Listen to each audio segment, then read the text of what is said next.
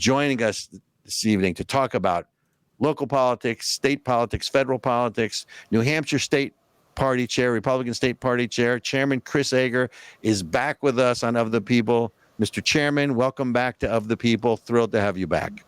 All right, thank you. It's great to be here. Hey, I don't think it's going to be a close election either. Electoral College, I think Trump wins in a blowout. Predictions, ladies and gentlemen. You heard it here. That's what I do. So far you're batting 1,000 in most races, including the Manchester mayoral race, which I think was quite a coup for not only Jay, but also for you as the state party chair who worked so diligently to make that happen. So let's start and talk about the national race first, right? In 2020, President Trump lost New Hampshire. Am I right? By about 7%, give or take, about 60,000 votes. Okay. What?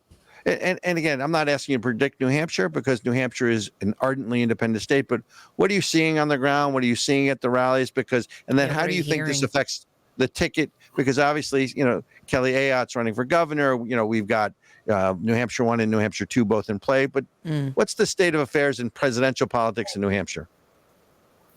Yeah. So right now, we're not in the top tier of the battleground states. So there's 7 battleground states that the campaign is focused on.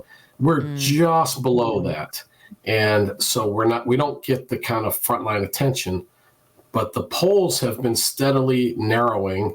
And again, polls don't tell the answer, but the trend is fascinating. The gap has been narrowed. So, some of our polls are really focus groups, and like the UNH polls a focus group. And so whatever those people decide, the numbers maybe not as important as the trend if the gap is narrow. So the movement is more important than the raw number sometimes. And the trends have been closing. So the momentum's been on the Trump side. Kelly Ayotte, Sorry, Chairman. That's one of my questions was a lot of the stuff I'm hearing is basically like at this time in 2020, Trump was behind Biden by some certain amount. And now he's either neck and neck or ahead in polling and all of these things. And so I know people say don't trust the polls, but like what I hear you saying is like, that's good, right? That momentum that we're seeing is what we should be looking for. Yes, and it's the movement as opposed to like the raw number. A poll, polls are polls. But if we've had several in a row that are trending closer, that means we've got momentum. So it's a good sign. Okay. And on the ground here, it feels very much that we have the advantage in the intensity. The Trump voters and supporters, the intensity is enormous. The Harris voters doesn't seem so intense. It's almost like they're embarrassed to admit that they're Harris supporters. Will that translate into fewer votes?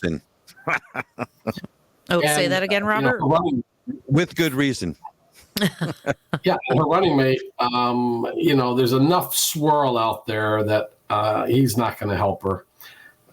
Waltz is a train wreck that's getting ready to hit the brick wall. So the trend looks good. Whether or not we can win in New Hampshire for the first time in 24 years, presidential, remains to be seen. But it feels a lot more like 2016, where it was very, very close, 1,700 votes. It feels much more like that than it does 2020. So I'm pretty hopeful here that even without being in one of the battleground states, we could eke out a win. The momentum's got to continue. Kelly's going to win. I'm convinced of that. Trump's going to win nationwide. Ayotte's going to win for governor. And what's kind of interesting in all the polls, and we've done some internal looks as well, they show, up to maybe a 10-point differential in between Trump and Kelly. Trump down by 4, Kelly up by 6. So we can expect a lot of potential split ticket voting. So somebody votes maybe for one person at the top of the ticket. Like, say, for example, somebody votes for Harris, then they switch over for governor, vote for Kelly, then they might switch back and forth. New Hampshire's notorious for voting. Ticket split. Ticket split. So here's a thought. I mean, is it possible that instead of Trump having coattails in New Hampshire, that it's Kelly that has coattails that may help Trump? Boy, I don't know if the governor would have coattails up, but it doesn't not appear that Trump would be a drag. You know, it's kind of the opposite. He's not a drag on her. It doesn't appear. Could she help him with turnout? Boy, I don't know, because the intensity of Kelly supporters is more moderated than the intensity of Trump supporters. I mean, Trump supporters will crawl over glass, and I think right. Kelly supporters might crawl over like syrup. You know, it's kind of like a little bit. You know. New Hampshire maple syrup, of course. Right. Of course. So, of course. So wait a minute. So to me, the real question then becomes, right, because if you're a Trump voter, there's no way you're voting for Joyce Craig, right? I mean, you want to talk about a socialist train wreck. Look at what she did to Manchester, right? We'll get to that in a second. But right. So to me, if I'm I find it hard to believe that a Trump voter, if there's increased turnout here, and you're right, you know, they would walk over on glass or, you know, over hot coals in bare feet to be able to vote. And I've already voted, by the way, since I'll be out of state. But so to me, they're going to vote for Kelly anyway. I mean, they may not be as passionate about her as they are for Trump. Understood.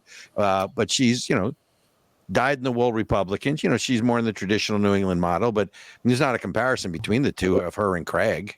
Right. Well, the thing that we're encouraging are the Trump supporters, and Trump is drawing out voters who might not normally vote. And so his base is just tremendous. Whether it's big enough to win in New Hampshire, you know, we'll find out November 5th. But his base is going to vote. What we're working towards is making sure that some of those Trump voters don't just bullet vote for Trump and say, I've done my duty and leave. Please vote all the way down the ballot. So we're a little bit, you know, we want to make sure that we minimize that. And, you know, Republicans are going to vote for Trump and Kelly.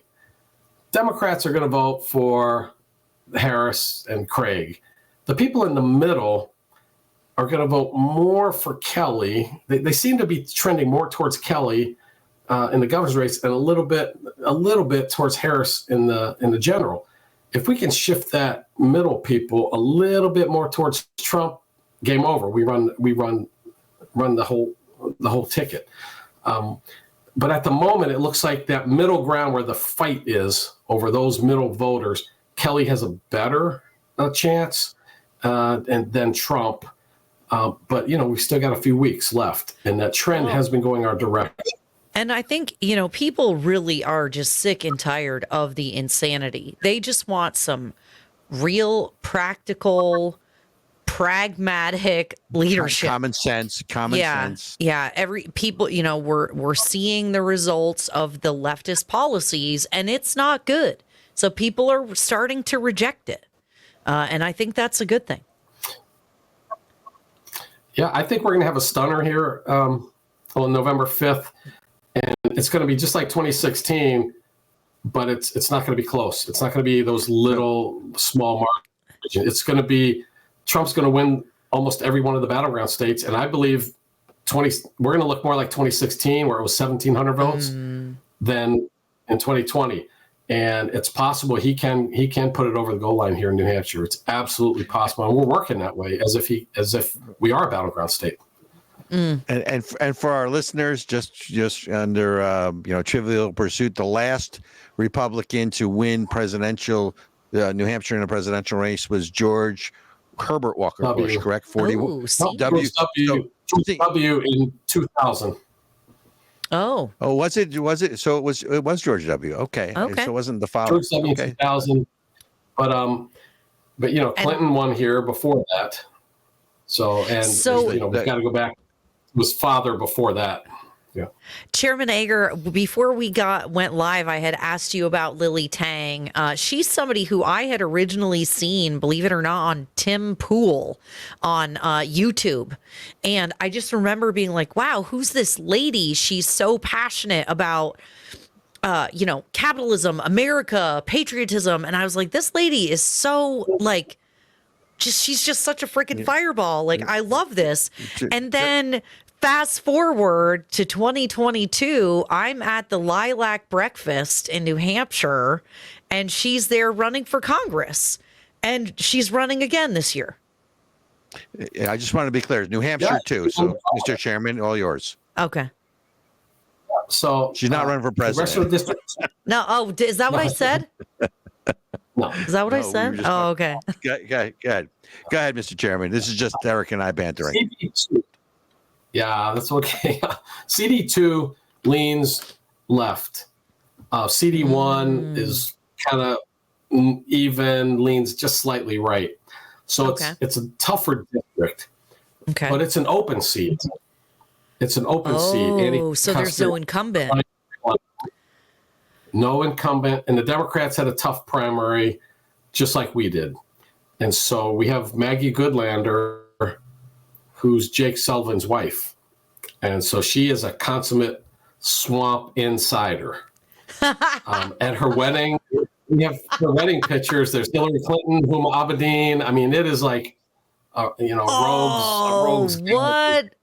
She planted? Oh, yeah. Well, and so let me ask you a question about her.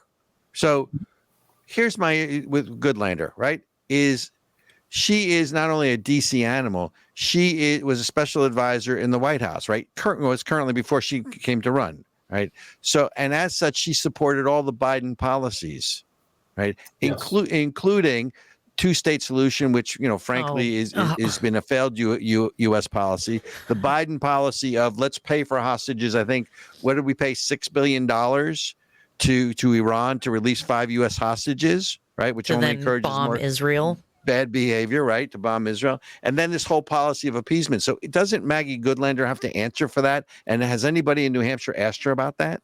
She is connected. Yes. Now, yes, she is connected to them, and Lily's using that she's part of the Biden administration. And so everything that we don't like about that administration, she's part of. Yeah. She just recently moved back to New Hampshire to run for office. And I mean, literally, she moved here to run for office. And, she's, her family, in fairness to her, she was born here. Her family were Republicans here, well-known Republican family in Nashua. And she grew up here and then went away to boarding school, then got a job, and then years later came back to run for Congress. Yeah. So they did that in Vermont too. Yeah. It's kind of, a thing. Go shopping for a place to run for Congress. But I don't think she had a driver's license when she was here. So she really didn't know the state, didn't really know much about it at all. And she's kind of learning the state now. So hopefully she'll learn it if she wins before she would go to represent us. But I live in her district, and I'm certainly not voting for her. But, she's got money. She's got swamp Washington, D.C., Hillary Clinton, George Soros type of money. And Lily does not, which puts her at a distinct disadvantage. So Lily's turning her charm, her energy and enthusiasm, and she's been doing the grassroots thing. She did that in the primary. Same thing happened in the primary. There was a well-funded challenger, but she had done so much grassroots, leather pounding that for she years won. now. And people were surprised. People were surprised when she won. I think they could equally be surprised here on November 5th. She's working it hard on the ground, and you can't help but like her as a person, even if you're a Democrat. She's a likable person. She's got really energy, is. Enthusiasm. And if she got to D.C., she would be like running around. I mean, she would run between meetings because she'd want to know the same thing. That's the kind of I can imagine running down Congress. Come on, let's go. The meeting's getting ready to start. What do you mean? Communist China is terrible. You can't pass that bill. She'll be yelling at everybody from the floor. I really encourage everybody to go to Generally Irritable. We just re-released our interview with her back from 2022 and some shorts from that. She's really great. Share it with everybody in New Hampshire if you're listening. Those of you on our radio listeners, please go check out those videos and share them, especially if you're in District 2. That's my plug. So, Mr. Chairman, I have another question for you, which is a little. Lily's more also got a sort of in great the sense of great sense.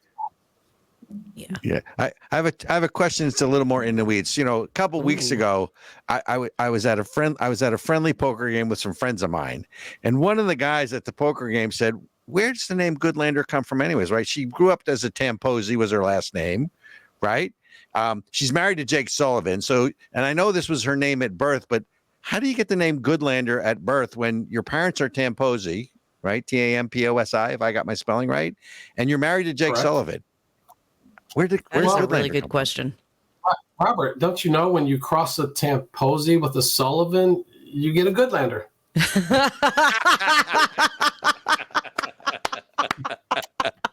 I'm like, and you know, I looked at the guy. It was a friendly poker game. We were having a lot of fun, and he looked at and he threw that out, you know, and I went, you know, I never thought of that. So I looked it up, and I'm like, son of a gun, he's right. I'm like, she's born in Tamposi, she's married to a Sullivan. Where's the Goodlander? Unless, of course, it was the milkman. I don't know. Don't touch that, Mr. Chairman. We're gonna let Chris out of that and go to break. All right. Thank you so much for being with us this evening, Chairman Ager. Wait, we're bringing him back. We've got more to talk about. Oh, are you coming back for the next segment? He is. We didn't do CD1. We got a couple other things I need to talk to him about. Oh, ladies and gentlemen. Unless, of course, he needs to go have dinner. No, he's stuck with us. Too bad, sucker. I backed him into a corner. He can't say no. Well, just like Chairman Ager is a defender of American freedom in New Hampshire, so is ASIC. Let's hear from